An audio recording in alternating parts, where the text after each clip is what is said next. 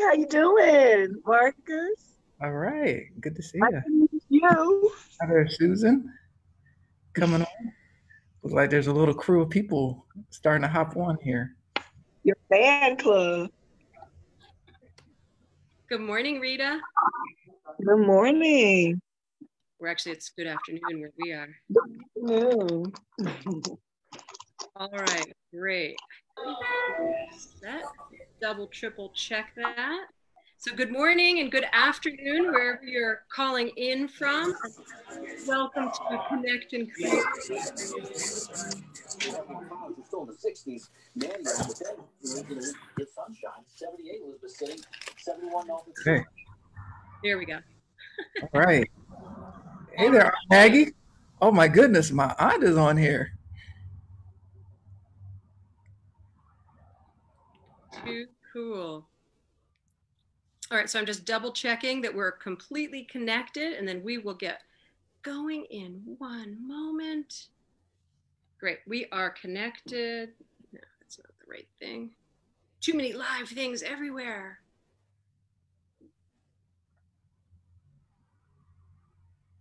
Sometimes it pauses. Great, and welcome everyone. Thank you so much for being here. So excited to introduce our guest in just one moment. Okay. And we are set. Okay.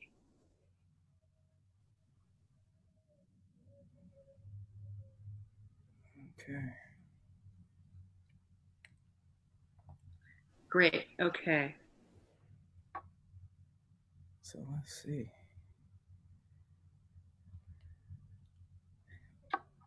That's our moment of starting. Okay, great. So welcome everyone to Connect and Create. And we have the one and only, the fabulous Marcus Bellringer with us today. Before I introduce Marcus, well, first of all, hello, and thank you for being here. I'm gonna give you a proper introduction. We've got a couple people that are still joining us. Okay, if you're on Facebook, feel free to hop onto the Zoom. Exactly. Come on, join the party. I guess you can read comments from the Facebook. Yep. Well, yeah, if there's any questions or anything like that. Yeah. So definitely. So I have my After Forge glow going on today. So I want to share a little bit of how Connect and Create began. And then I'm going to introduce Marcus, and we're going to have a fabulous dialogue. And then there'll be plenty of time towards the end for questions. But of course, if anyone has like a massively burning question in the middle of our dialogue, raise your hand. But mostly we like to keep the questions, we'll save like some time towards the end. And if you are tuning in from Facebook Live, anywhere, all over the world, around the world, anywhere, feel free to type your questions in, and we will also include those. So I'm Karina Sephora, and thank you all so much for being here. We've got a great audience today, and I am super excited about our guests. I'm so excited. I got out my cool hat to be in the Cool Hat Club today. And Connect and Create is a show that I started in the midst of the pandemic.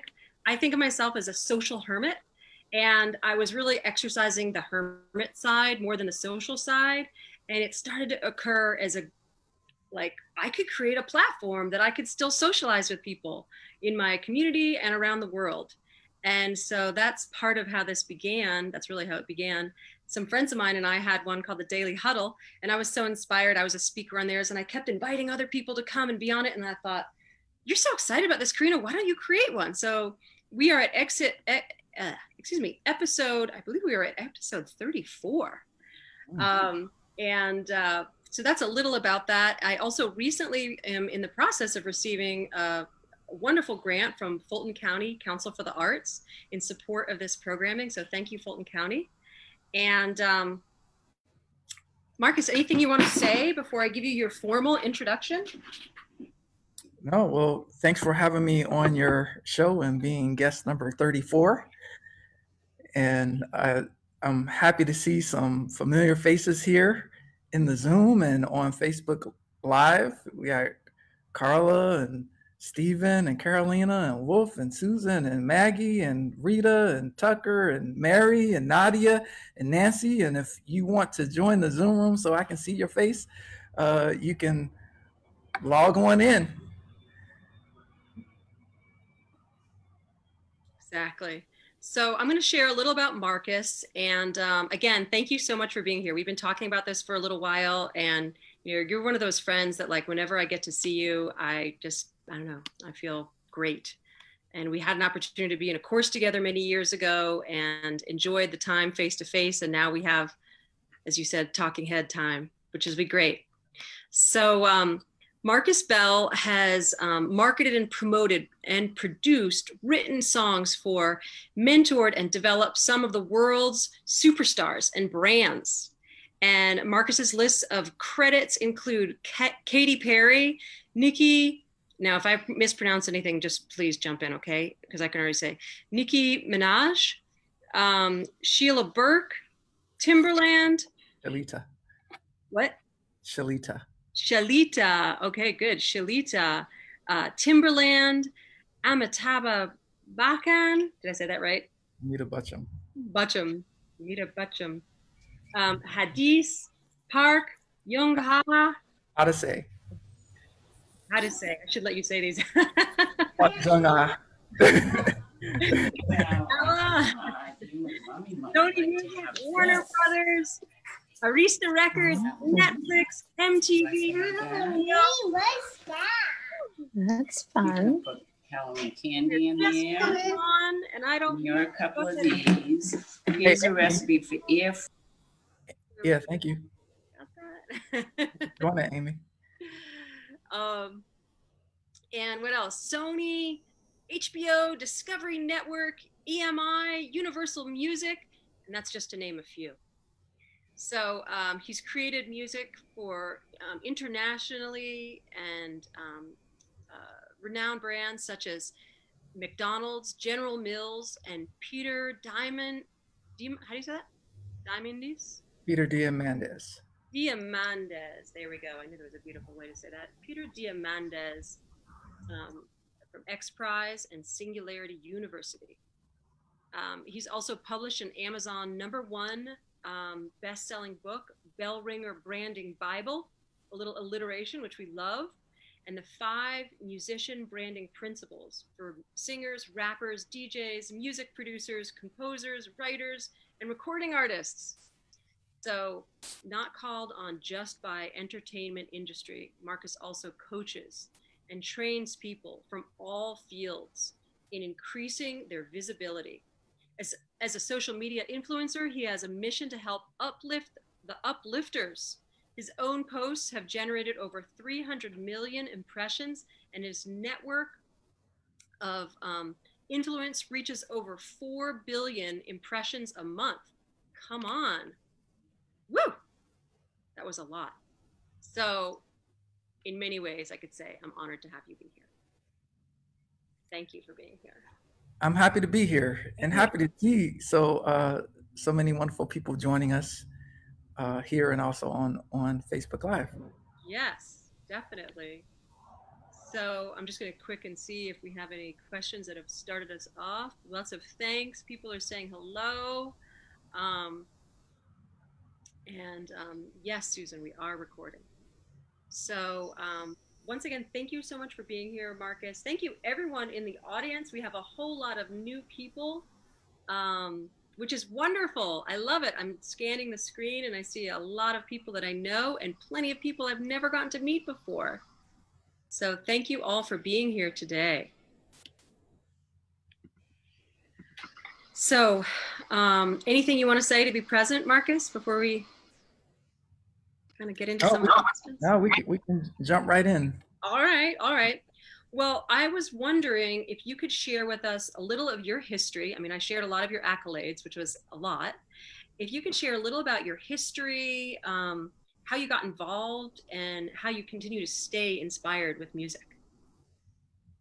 A little of my history. Well, I started in the music industry. I've been in the music industry basically my entire life. And I started with piano, And I remember sitting on phone books and playing the piano as a kid. And I had a bit of a child prodigy background, but stepping back for a second, um, I have to really acknowledge my mother, who passed away a couple of years ago, Carolyn Bell, and because I would say that she really created the type of environment that allowed me to pursue my dreams. And she was a national tennis champion as well as a civil rights activist. And sometimes I do posts on Facebook about her history. She played in the U.S. Open and so forth. So I was born into an environment of excellence, I would say. I see we have my aunt here who was very close friends with my mother, and so I attribute everything that I've been able to do with my life to having a supportive family.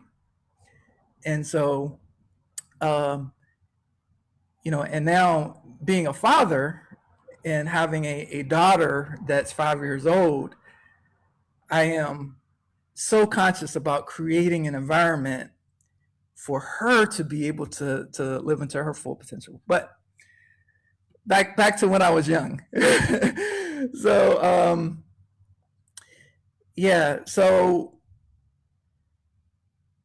I started with piano, and then I started to pick up other instruments, and I would get inspired by the artists that I would get exposed to.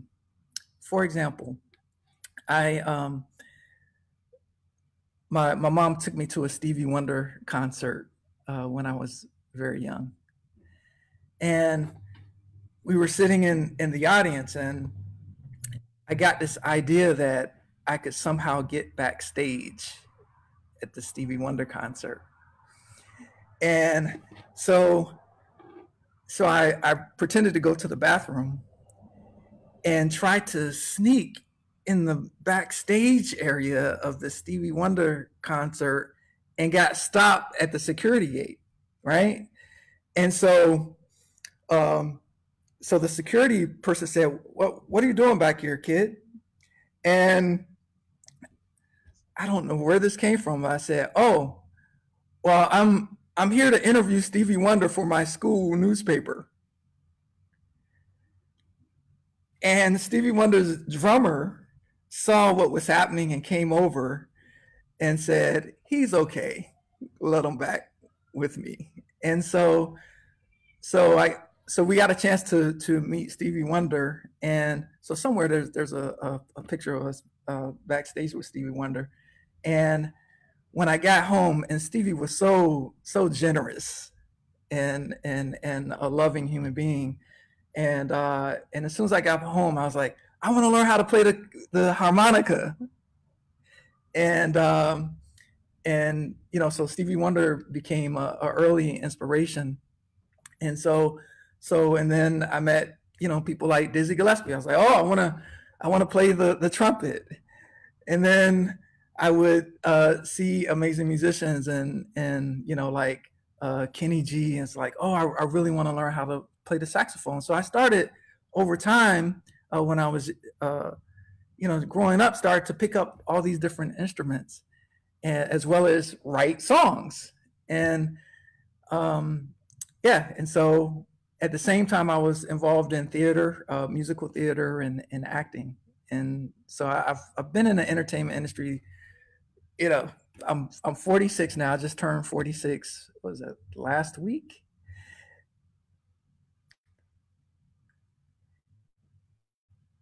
Awesome. Wow. Birthday. Last week seems like last year.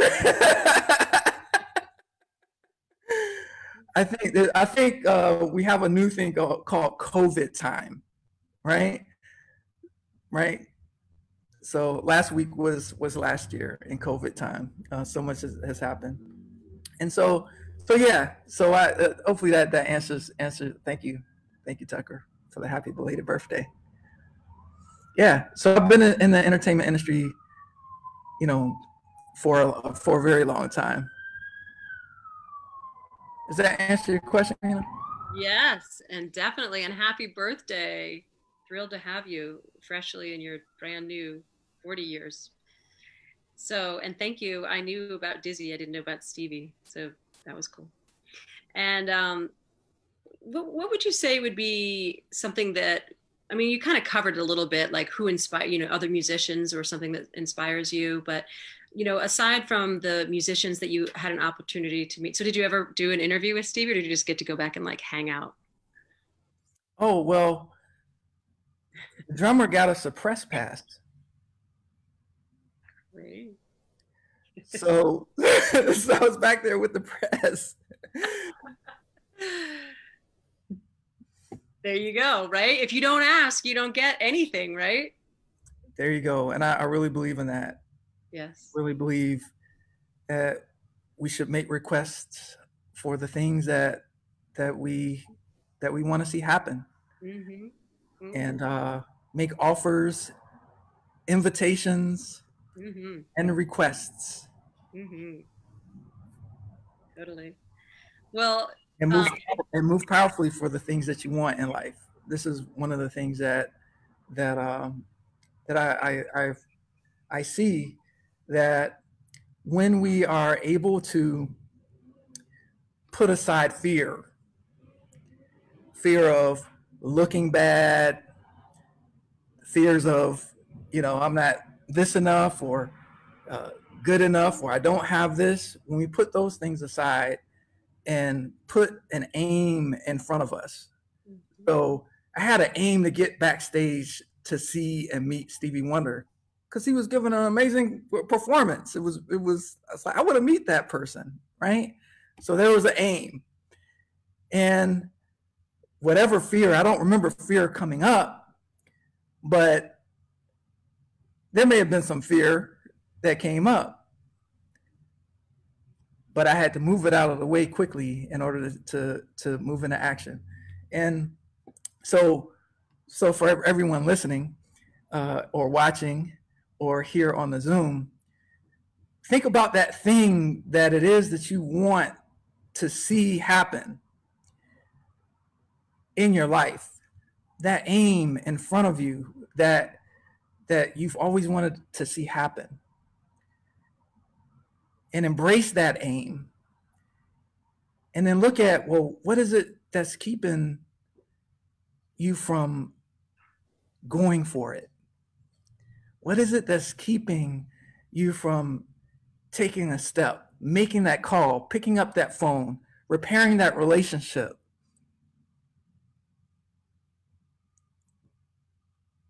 Calling the boss, asking for a raise, picking up your side hustle, transitioning out of the job that you hate into the job that you love, picking up that artistic passion. If you always wanted to be a singer, it's the perfect time to become a singer. You always wanted to be a dancer, it's a perfect time to become a dancer. You want to be a visual artist, it's a perfect time to be a visual artist. You want to get into politics, it's a really good time to get into politics. Whatever it is for you, whatever it is that calls you and excites you, maybe listen to that thing that's calling. You want to have a TV show. I see we have one of the participants, Wealth and Impact Boot Camp, here on the Zoom, which is a course that I created to support people that want to actually go for their dreams, that want to make things happen in their lives. I see a few of those participants here with us on the Zoom. So whether it is you want to have a TV show like Carolina created, or you have this fantastic photography background, like Nancy or Wolf, who's on here, that's created, a combination of martial arts and music, and Carla's going for her singing dream, and and I could just keep going on and on and on, right?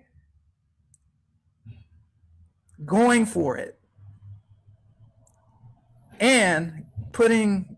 So this is one of the things that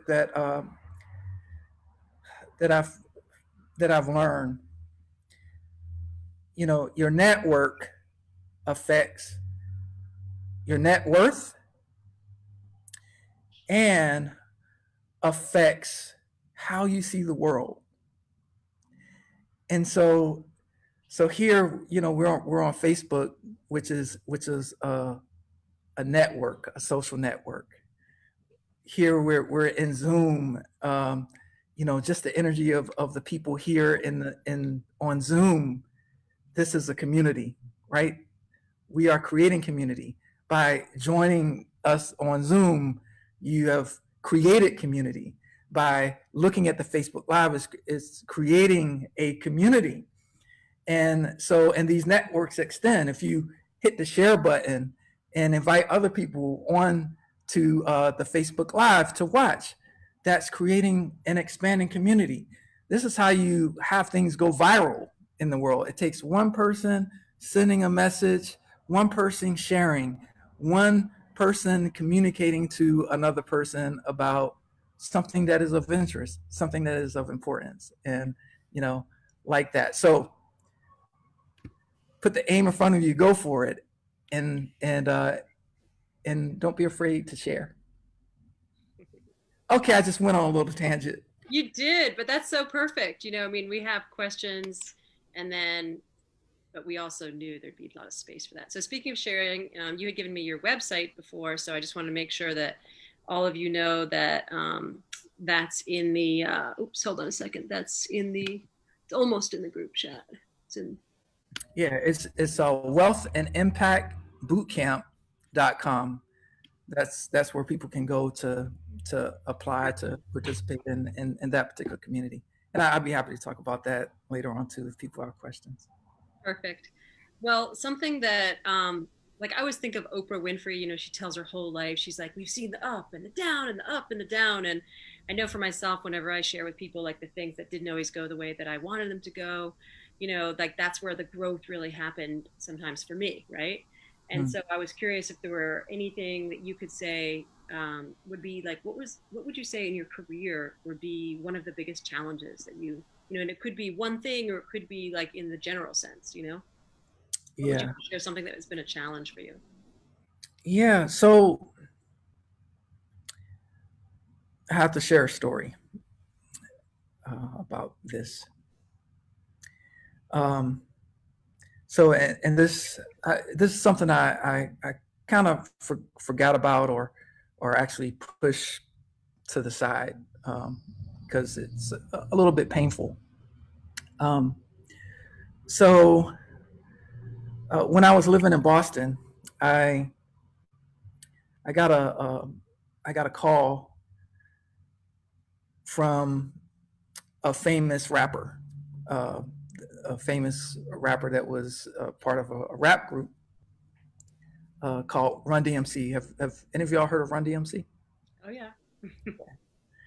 And so at the time I was working with a recording artist named Estevan, and if Estevan's on Facebook seeing this, hey S.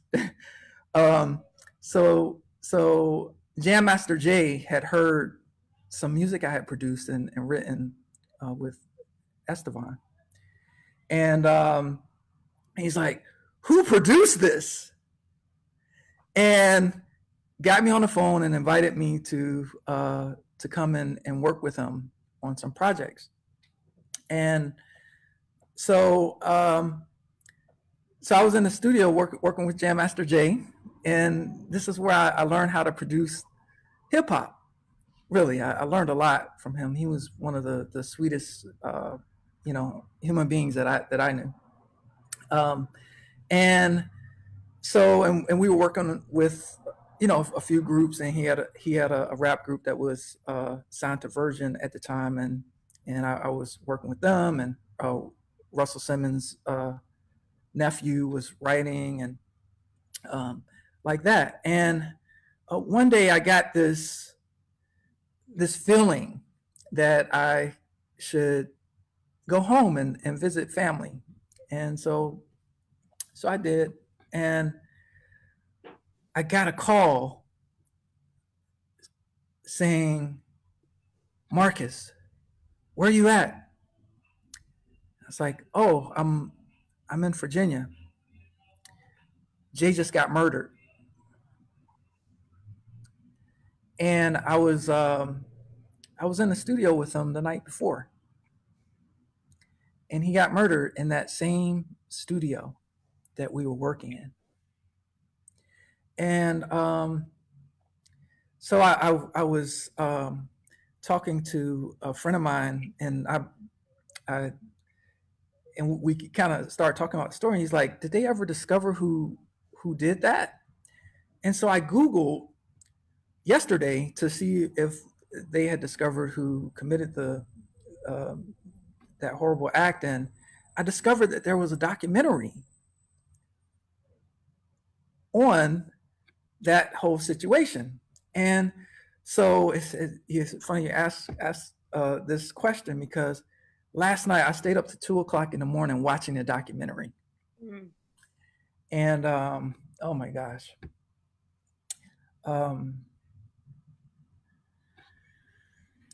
It was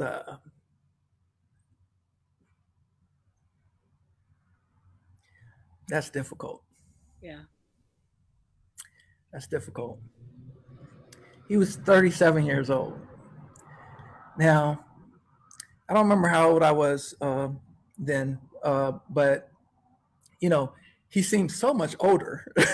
But as a 46-year-old, I'm like, wow, he was so young to have been murdered. And so as I'm watching the documentary, I'm seeing so many people that I know in the documentary, people that I was working with during that period.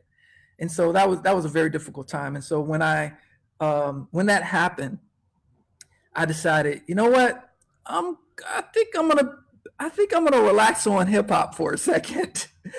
And so I started working on a lot of pop music and country music and gospel, work with some gospel artists, and said, you know what, there's a big wide world that I can participate in and play in. So I started traveling a lot internationally, working with some artists like Shakti, and we had some success in India, and then in Japan and Korea, and started working with some artists across Europe, and basically said, okay, I'm going to really expand my horizons, because I started in classical. So I started playing classical piano. Then I got exposed to this fantastic teacher that introduced me to the blues scale. Rogers Brown is his name. And Rogers introduced me to jazz. And so I was, when I was growing up, I was a jazz musician. And so then I learned hip hop from Jam Master Jay. And then I started to take on music producing, just like learning instruments. So each genre occurs to me like an instrument to learn. And so as I look at music in that way, it's allowed me the ability to do music and dance music. And I've also recorded like Buddhist monks. I wrote big band arrangements for big bands.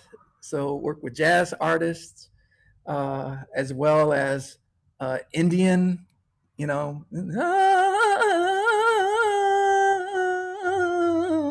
so from learning a little bit about Carnatic music and Bhangra music, as well as music in Turkey and so forth.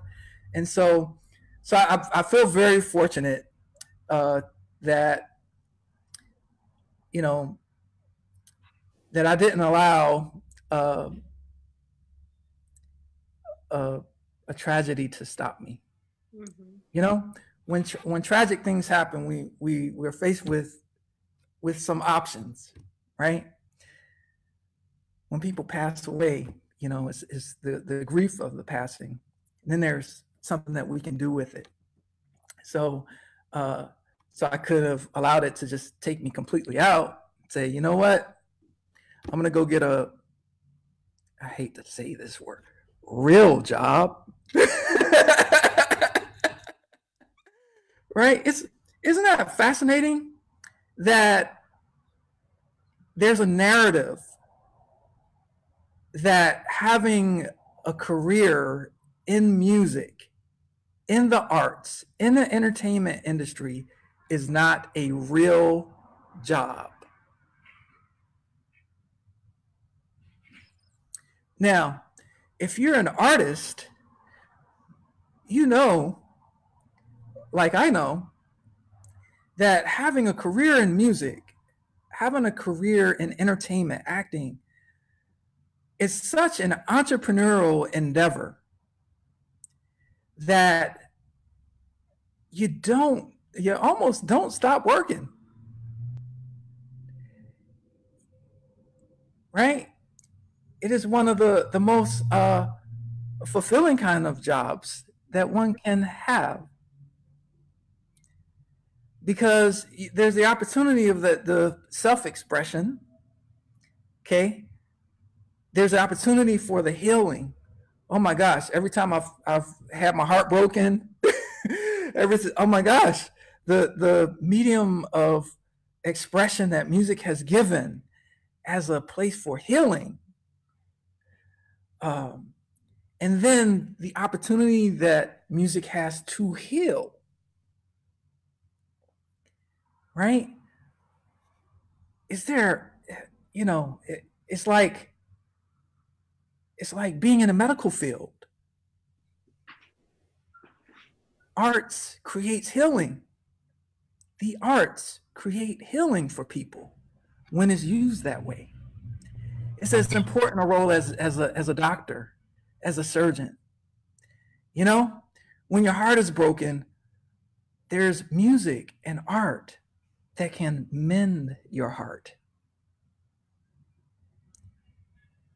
When your heart is broken, there is music and art that can mend your heart, if you use it in that way. And if you want to change your mood, to change your state, it can be used that way as well. I created an album about 10 years ago now called Unstoppable, and that Unstoppable album was designed to be medicine. I don't know if you have Spotify or Apple Music or whatever, and you want to investigate that project. That project, it starts with an affirmation, and then, you know, there's the Unstoppable song, and the Overcomer song, and the Persistent song, and that album was designed, you know, for me and for audiences to use. You know, and so I've had some fans let me know that, oh my gosh, I listen to that Unstoppable song every time I'm about to go into a meeting that's important, right? Or every time I need to pick me up, like that. And so part of how I create music is connected to articulating emotions. So there's an articulation of emotions, and then there is being able to connect to your own emotions through art. So again, another tangent. But great tangents, indeed. Really, really great tangents. Well, I'm gonna Have any questions? Yeah. I'm gonna ask you one multi-part question, and then we'll open it up to the audience. So those of you that have some burning questions, kind of start formulating those. And I'm just gonna ask you one more brief question. And first of all, I want to say thank you for, just being so open, so vulnerable, for looking and sharing. And I don't know if I ever told you this, but I one time got a 3-page letter from a perfect stranger that would visit one of my sculptures out in the public, and said it became a part of her healing process. And it was one of those, and it was at this time in my life that I was like, gosh, sometimes it occurs hard, right? As an artist and entrepreneur. And this was a period of time of transition. And it was like, I got this 3-page letter, and the piece was a 9-foot canoe. It was like self-contemplating. What have I done in my life? And it had a question mark at the end of the title. And this woman sent a 3-page letter that I'd never met her before. And she said, thank you. I visit the sculpture every day. And she lost her husband and her son that year. And so she would go and visit the sculpture, and she'd discover something new. And for me, I felt like, wow, I got this, like, sometimes as an artist, it's like, oh, I'm going to put myself out there and I might get rejected. But you do it anyway, right? And in that moment, it was like, yeah, I can make art and put it out in the world. And maybe it's for other people, right? And it isn't at all about me, maybe I'm the conduit or vessel. So I really heard something in what you shared about who artists get to be. So I just want to comment about that in there. Yeah, well, how did that make you feel, Karina? Oh my goodness. It was like, it was like a whole range, right? Because right there in that moment, it gave me a new sense of purpose as an artist, right? Not only I'm going to produce something because, God, I got to get this idea. I mean, I'm a metal sculptor, right? So it's like, I got to get this idea out of my head and make it 3-dimensional, make it stand up, and buy all the materials, like all that stuff that comes around it, right? Mm-hmm. And once I make this, is it going to really work? I have all those questions that go along the way. And so there was something, it was so rewarding. And I felt so honored, right? To be able to be a part of this woman's existence in such a way, that she would find hope and solace and joy, out of something that I produce and put out there in the world, Yeah, yes. So for those of you that aren't in the arts, it's important to let artists know what you're getting from what they're creating in the world. Because, the unfortunate thing about music and, being sculpture and, painters and so forth, is if it's like for a musician, my song is out. For the people that hear it, there's not necessarily a feedback unless it's live performance, right? That's the thing about live performance that I love, is you get immediate feedback from an audience. But mostly as artists, we rarely get feedback. And so if there's an artist that you love and enjoy, or that their creation has made some type of impact on you, that feedback really makes a difference. And for some artists, it keeps them going. It keeps them creating. It keeps them inspired to create more. Because when we don't get feedback, it's like, okay, well, we don't know. How did that land? How did it, did it do what I intended it to do if it was done? Or what do people think about that expression? And so, because we listen for that. And it doesn't matter how big the artist is. Okay, there's celebrity artists that I work with, and they treasure those letters. They treasure those emails that say what difference they made with their creativity. And not just in art, okay? And if someone is doing something that you appreciate, showing that appreciation, articulating that appreciation is a very valuable thing. whether it's someone that's waiting on you and putting their lives at risk in COVID times to serve you or to bring a package to you. Just expressing that appreciation it holds a lot of value.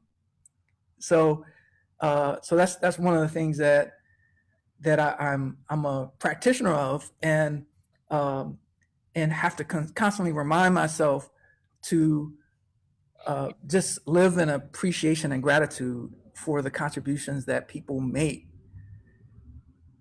Period. Whether it's art or whether it's, delivering the mail, because we are all connected and we all contribute to each other in one way or another. So, I understand that there are many thousands of people that are responsible for me being able to have this communication device, right? I'm appreciative for those 1,000 people. And some are in unfortunate situations. And so, yeah, like that. Yeah.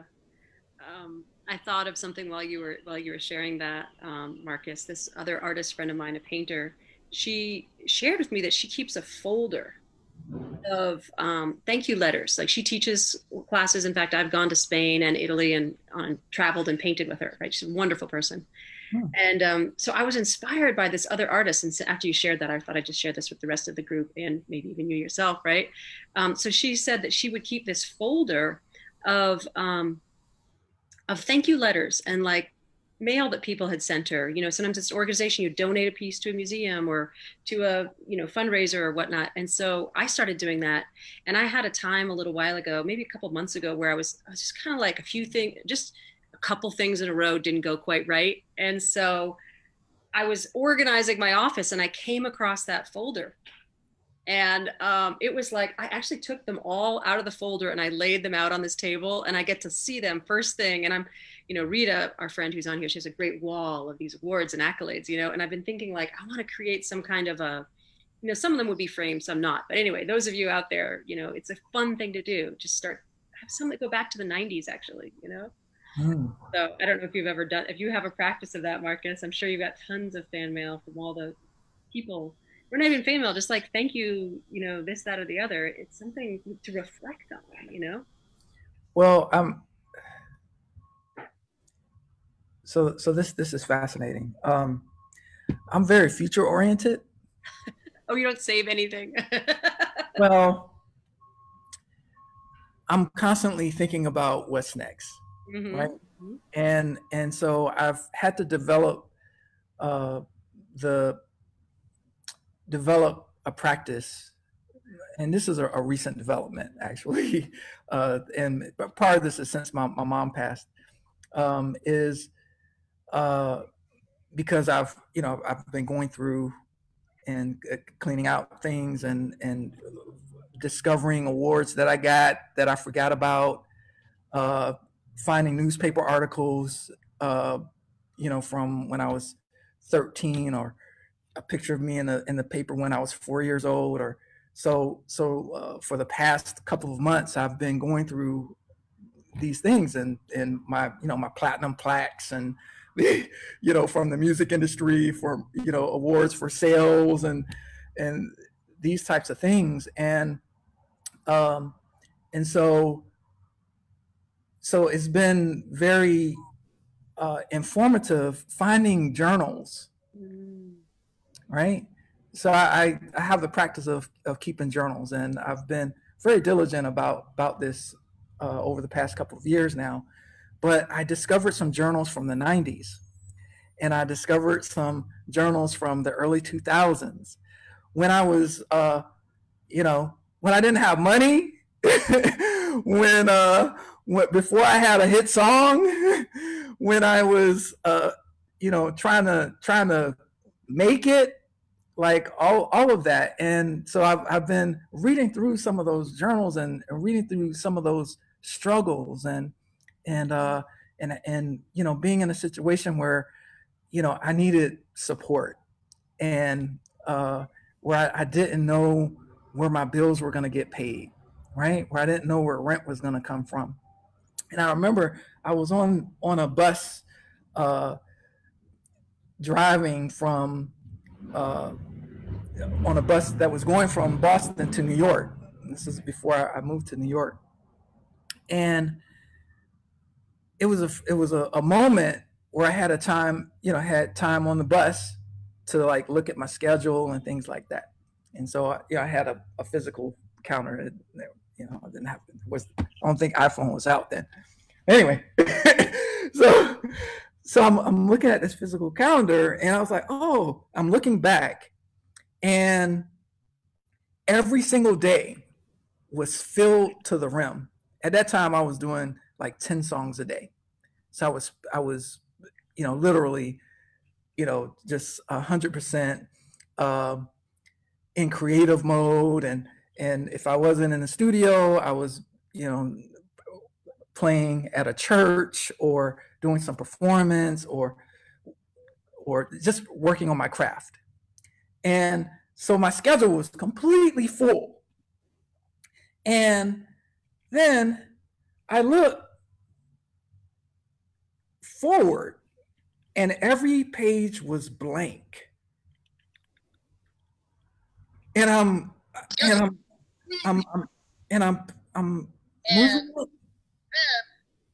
Mike, if you can mute yourself. Yeah.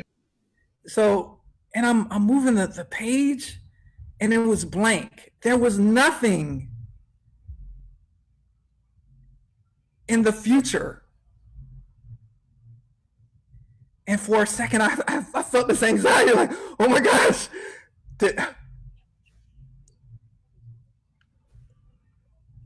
And so, and then I started flipping back again and saw, wait a minute, every single page was full. So what did I get from that?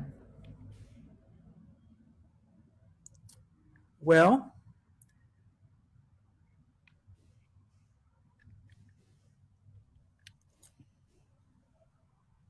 how blessed I was. That I may not know what the future holds, but I know it's going to be a full future. Because my past was full.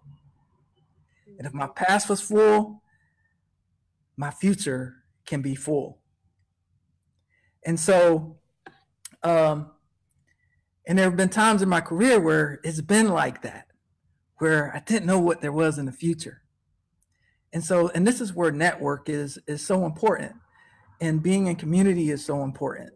And being in a community of people that are up to things and that are for progressing, because when you're out there on the skinny branches, then that's where community comes in and can say, you know what, there's an opportunity I want to introduce you to. And there's so many people that have done that. I remember like that. I can just point to like my first music industry job happened because Mike Trammell ran into me in the hallway when I was at Berklee School of Music, and he's like, hey, I just got promoted here at the record label. Do you want to take my job? Right? Like that. The musician Jethro, before he went on tour with Whitney Houston, said, hey, Marcus, I'm going on tour with Whitney. You want to take all my gigs? Yeah. Or, and I could just go on and on and on how important relationships are. And so, which is part of the reason why I created the Wealth and Impact boot camp community, is because I recognize the importance of networks. These networks of help are so valuable for the things that we want to do in life. And so, because if I look at a blank page now, all I have to do is and I don't have a blank page, I have a full page. I have my pages are filled to 50 years from now. So there's always something to do. So back then I didn't know how to create the future, right? But that's something that I learned and something I train people in. you know, from not seeing a future to being able to invent a future like that. And so, so these networks are very important. And I mean, look, Karina, we met through one particular, networking community. And so, so if I understand in the age of COVID is like, social distancing, actually, it's not social distancing. It's physical distancing, but social togetherness, right? You want to be socially together and put yourself in community and not isolate yourself. And so, yeah, like that. Awesome. Well, Marcus, well, first of all, I want to say we're over time just a little bit, which is fine with me and my schedule. If anyone is out there is like, I gotta go. Thank you so much for being here. I did want to leave some time for some questions. Do you have some more time, Marcus, for some questions? I do. I can go for hours. So. Hours. Right. Well, I'm fine. I'd love hours. So, and it's really great because the last question I was going to ask you was about the future. Like, what do you have coming up? And I wanted you to talk about your Optimum Impact. So you pretty much did that in your last question. Of course, I'm sure there's lots of things in all those pages of the books, but let's open up the floor for a couple questions from anyone. If you want to raise your Zoom hands. Do you want me to call on people or would you like to call on people, Marcus? What's your preference? It's your show.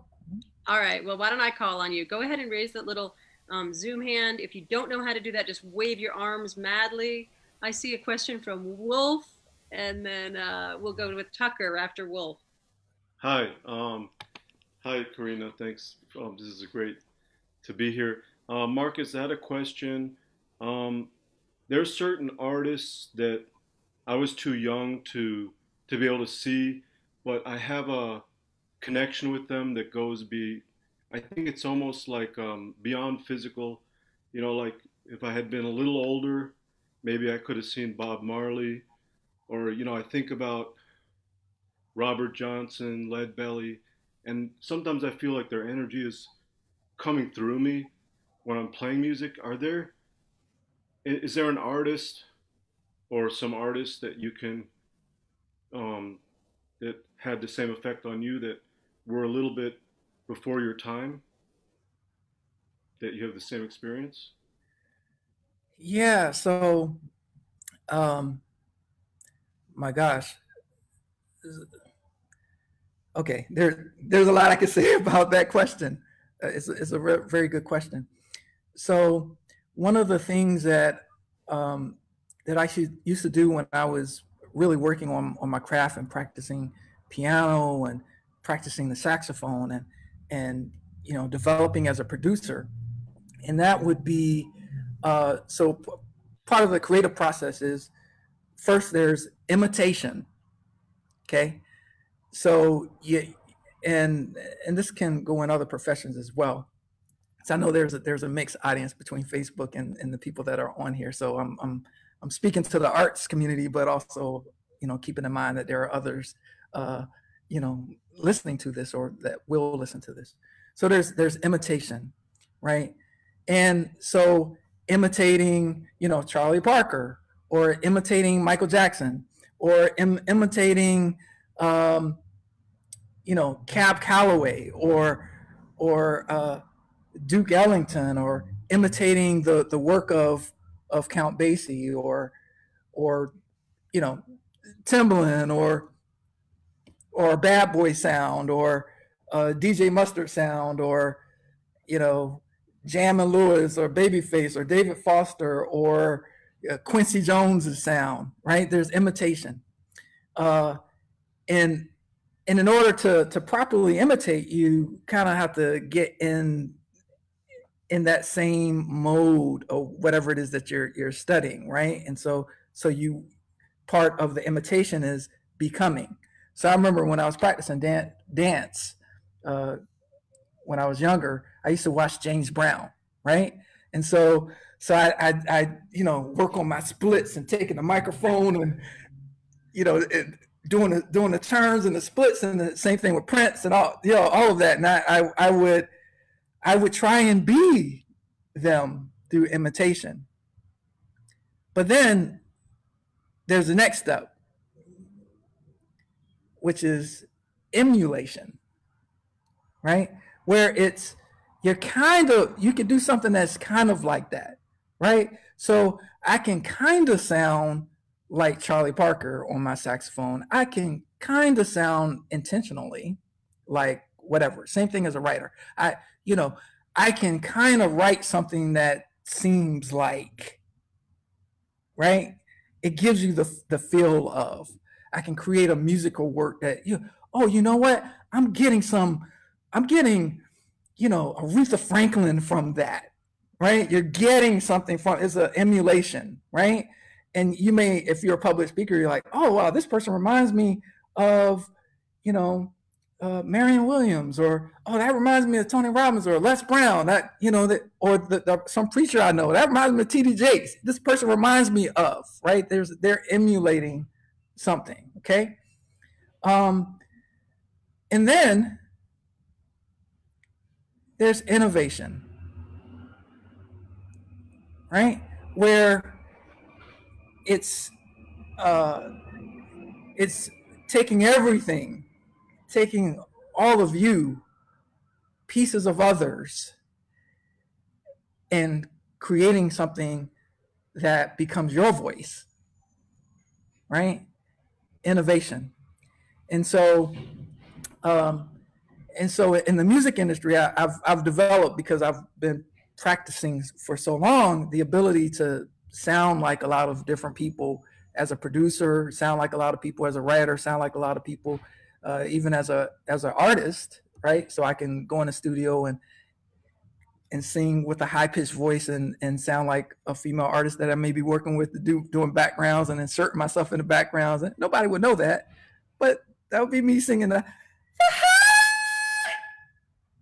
high part, right? And so then, but where's my expression? And so that's where the innovation comes into play, where it's, okay, there's creating for a purpose, and then there's creating as self-expression. And there are some things that I've created that I would categorize in the innovation arena. And I have a music catalog of over 10,000 songs, and I have thousands of my songs in there. And we're going through transferring from one system to another right now. And I was listening to some songs that I had recorded 12 years ago that no one's ever heard. And oh my gosh, it really is. It's innovative. I still haven't heard anything in the marketplace that sounds like it. And that was 12 years ago, right? So Wolf, does that answer your question, Wolf? Oh yeah, that's completely gold. I love that. Good. So Wolf, why you're here? Yeah. So because Wolf is actually part of the Wealth and Impact Boot Camp community, and I just want to acknowledge Wolf, because Wolf is innovating with art and martial arts. Yeah. So just like what you're doing with pulling this martial art and pulling this music thing, like you're creating something that's innovative. So thanks for your question. Thank you. Yeah. Any other questions? Yeah. Hey Marcus, how you doing? Hey, hi Tucker. It's good to see you. Good to see you too. So I'm thinking about the great value of feedback.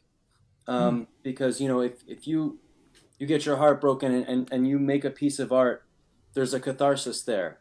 And if someone else can heal from that too, that's another stage of catharsis for them and for you. Yes. And if they can bring it back around and let you know what an impact it made, that's like a third stage of catharsis. And it's so conducive to a great level of healing. Yes. And not to discredit feedback given from loved ones and fans, but I wanted to ask you, what kind of strategies you think a creative person can employ to try and get feedback from someone who they're trying to pitch to, or someone who they're trying to work with, someone who's probably outside of their network or their circle of influence. Because that's been one of the greatest frustrations for me. I've been self-employed as a musician for about 6 years now. I'm 25, and that's been a great challenge, sometimes getting down on yourself because it's so hard to reach people. Got you. So you're looking for feedback. Yeah, I guess it in some ways, but I just mean I'm looking for any kind of strategies. I know you talk a lot about making yourself visible. Yes. And just, is there anything specific in this realm of getting to a place where you have a concrete communication with another person? Gotcha. Someone could employ, yeah. Yeah. So when you use the word visible, and creating visibility, one of the best ways to expand out your identity in the marketplace, I'll say it that way, and have your gifts and abilities seen by the people that you want to see it, is to gain as much audience, gain as much visibility as you can, because you can have the most amazing music, and if no one is there to produce that feedback, to enjoy it, then it creates a missing in the world, right? For people, a missing of help or whatever it is you have as value to give.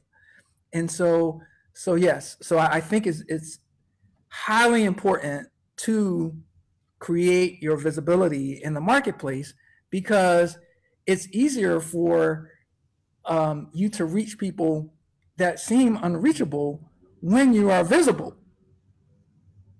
right?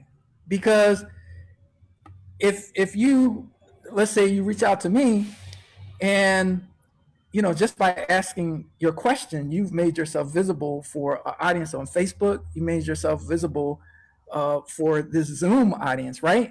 And so if you were to reach out to me and say, hey, Marcus, it's Tucker, the guy that was on the Zoom that asked the question about visibility. Do you think I might respond to you? See, you've demonstrated, even just by asking a question, an ability to create visibility, right? And so I, again, this is like a wealth and impact boot camp kind of thing. Like, there are many different ways that you can create visibility. That's not just like social media, right? That's not just, oh, okay, how many likes or like that, and this not just press. It could be just asking a question, right? The right question in the right environment can create visibility. And so anyway, does that answer your question, Tucker? That's very helpful. Thank you. Yeah. And so, the way to, the other piece I would say is persistence. I remember there's someone that was extremely persistent that wanted to be one of my interns, and my gosh, talk about like, they called, they showed up, they did. I mean, wherever I was, they found themselves there. Can I help you? So yeah, like that. So there are a lot of different ways to go about that. Yeah. Any other questions?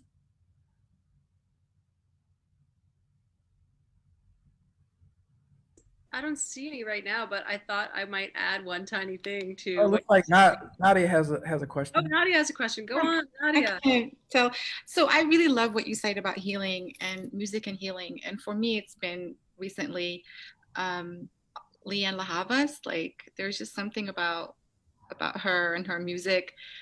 Um, yeah, and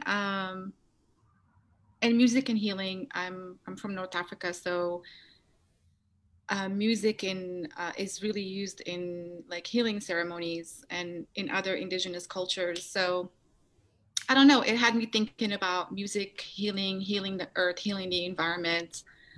Yeah. Just like thinking about it. Yeah, well, it's a good thing to be thinking about. Yeah. Right?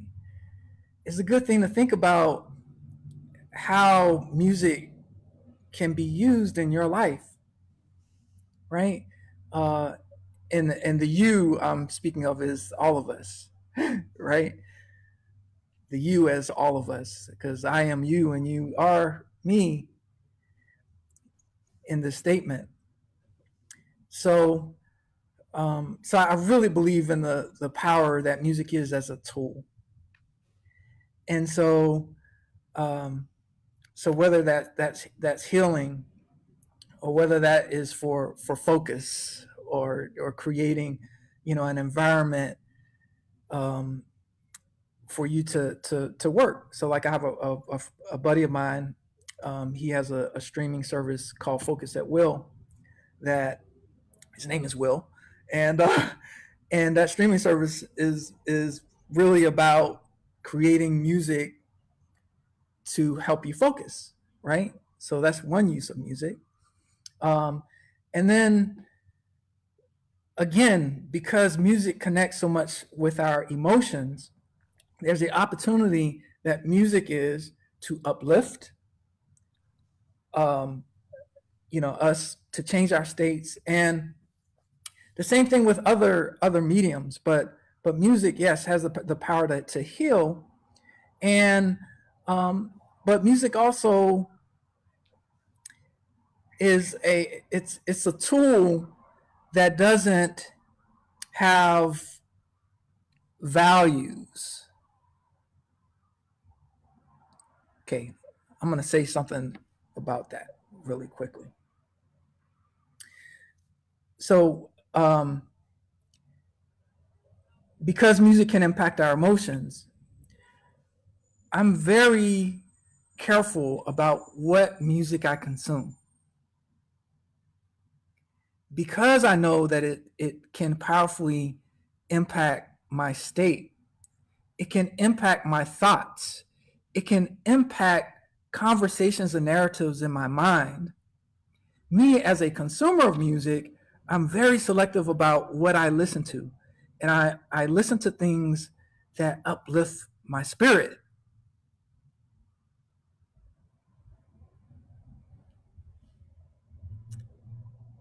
Or express, or help me express an emotion. And so if you are listening to something that starts to, and this is, I'm bringing some music consciousness in here. If you're listening to something and you start to feel yourself diminish somehow, change the station, go to another song, right? Right? If there's music that's bringing you into a depression, you might want to change the station. If you're in depression, you might want to put on a station to help lift your spirit out of depression. This is the power that music is as a tool. And so, you know, so there's messages in the music. So what are the messages in the music that you are consuming? What are the messages that you're writing? What are you giving people? The Tuckers, the Wolves, the, who else? The Carlas and the, Nadi, what are you giving people? You know, are we uplifting humanity with our art? Because there's that opportunity to uplift humanity with our art. Does that respond to Nadia? Yeah, it's really like it's affirming. So thank you. Yeah. Well, a good practice is I have like different playlists that I put together. I have this playlist called Super Dope Playlist on Spotify, and it's like the my hand selected music that it's like things that are a little left of center that may not be commercial, right? That sparks some like creative energy. Then I have like the party playlist, right? Then there's like my 5-year-old daughter's playlist, right? Who, by the way, asked me to put on Ray Charles' Hit the Road Jack and Aretha Franklin's Respect at the top of her playlist a couple of days ago. So the past couple of mornings, I've been listening to Hit the Road Jack, and she's sitting in the back of the of the car singing along. She's like, I want to hear that again. I almost have it. The power of music. Which I have one more question. Sure. Sorry, Karina, but I saw that you one of your songs was in P Valley, which I think is an amazing like show that like highlights people in the margin of society. How did you get to like be in P Valley, and what was your process, and what do you think of the show? Yeah, so I haven't seen the show. Oh, we can't talk about it until we watch the show. So, but I've been hearing good things about it. So I Nadia, I'm very fortunate. I have music in a lot of different TV shows and movies and so forth, and I don't watch TV. But I select things that I watch because I'm guarded with what I give my attention to, and so but the way that came about, the music supervisor for that show was she was looking for music for it, and in my music company, there are about 450 writers and producers and artists that are part of the TV and film placement company. And so we were having a writers camp, and so they were looking for material. This is before this was when they were looking for the music direction of that show. And so so I had a writers camp, and we did maybe we did like maybe 20 songs, and so when we sent one of the songs that got placed there, they came back. Now, there was this question on whether or not we would send that song or not, because it didn't quite fit the description that they asked for. But I had a feeling about it. I had a feeling that based on their description of the show, that particular song would be perfect for the show, right? And so we Eileen is a person that works for my company, and we work together in placing music. And she came back and she's like, "Are you sure about it?" I was like, "Yeah, I think so." So the song, we sent the song, and they came back and they were like, this is it. This is the direction. This is the direction we want the music to go for that show at the time. Can we get 10 more of these? Kind of like that. And, I've discovered that I'm a bit of a futurist in a lot of different ways. And as it comes to music, I'm able to see what's missing in a marketplace. Okay. And listen to the marketplace. And this is something that I would say, if you're an entrepreneur, if whatever field you're in, develop your ability to listen to the marketplace, to listen for what is missing in the marketplace. Because when you can hear what's missing, you can see an opportunity to create value, in what's missing.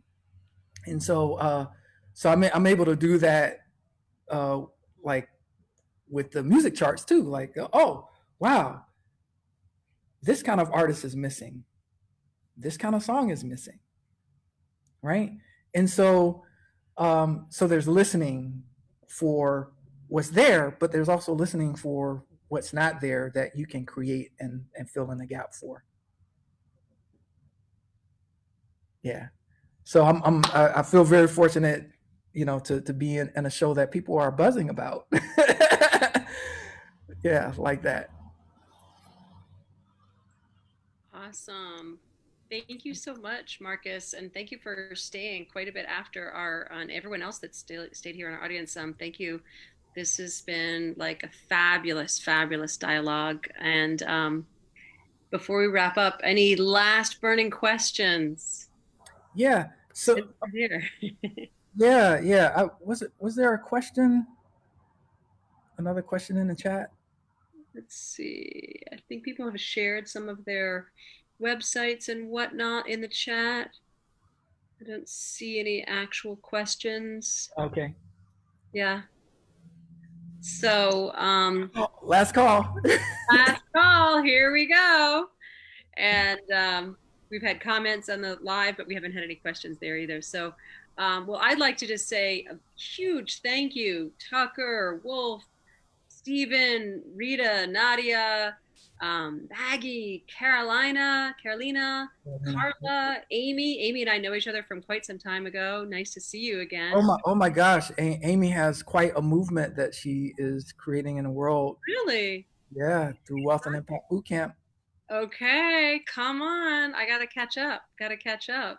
So thank you all for being here. Nadia was a guest on Connect and Create. You can go back and look at her conversation, which was really great. And I hope you'll all come back again. Next week, we have a fabulous photographer. She actually shoots with a Zeiss photo lens and has taken photos that they blow up like the side of a building, massive. And she's going to share about some of the things that didn't work in her career and then did work, right?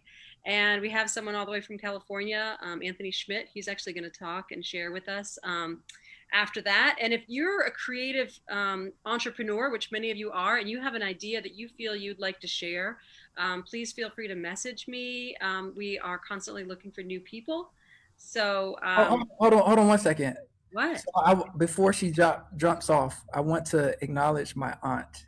Oh yes, definitely. Okay. So Aunt Maggie, before you go, I just want to say publicly that I appreciate you so much. My Aunt Maggie, all throughout my life has been there, and in the time where I've has been the most difficult with my mother's passing. I stayed at my aunt's house, and she was so helpful, and I just want to just publicly acknowledge you for all that you've contributed to my life and the many people that you've helped over the years, and like that. And thanks for hopping on this Zoom. So sweet. It's really special when family is here. So thank you so much, Maggie, for being here with us. And Marcus, thank you for such a beautiful acknowledgement of your aunt. And all of you that are here, I hope you come back. I host this every Tuesday, and we're always looking for new talent. This is really a platform for people to get to share and to create a public dialogue. As you said, Marcus, earlier, a community, right? We don't have the face-to-face community like we did up until this March, but we certainly have really gotten to explore this virtual digital community. And the beauty is we get to look, you're all the way in California, and here I am in Atlanta, Georgia, and we're like, right. Talking heads, as you said, So thank you everyone for being here. And Marcus, I'd like to give you the last word. What would you like to leave our wonderful audience with? Please feel free to share. Yeah. if you resonate with anything that I've said, inside of this conversation, um, if you see that there's something in your life that you really want to go for, that's gonna make a difference for people, that you see can be help for people. If there's a mission inside of you that is brewing, if there's a passion inside of you that's not expressed yet, if you're trying to figure out what it is that you want to do with your life now, if you're in a transition place, reach out to us. There's a community of support. There's a course that I designed from my experiences, these 46 years of having to traverse various journeys, whether that's learning how to produce revenue and create value in the marketplace, to articulating the value. You can just go to wealthandimpactbootcamp.com. That's wealthandimpactbootcamp.com, and apply. There's a fabulous woman named Peaches that will respond to you and chat with you and see if the program that I created is a fit for what it is that you want to do in the world. And there's a community of support and help that's there for you. And even if you're not interested in growing and developing in that offer of help, just reach out to me. Just say hello. Just let me know that you're listening. Let me know through your likes, your comments, your DMs. Let me know that that feedback is important for us artists, for us influencers, and let other people know too. And whatever fear may be in the way, just you can let that fear go and just go for it. So I like to leave people with this: whatever it is that you want to create for your life, you can create it. Whatever help it is that you want to provide the world, you can provide it. Whatever value there is that you see that you can offer people, offer it. Let's uplift humanity together. Much love and light. Wonderful. Thank you so much for being here, Marcus. My pleasure. Everyone's pleasure. Thank you all, everyone, for being here. If you want to take yourselves off mute, the train's going by my studio. You can give a little shout out to everyone. Thank you. Thanks, Thank you. Grandma. Thank you. Thank you. Come back again. Love to see you. Love to hear your music. And if you've got a story you want to share, feel free to message me. Thank you. Okay.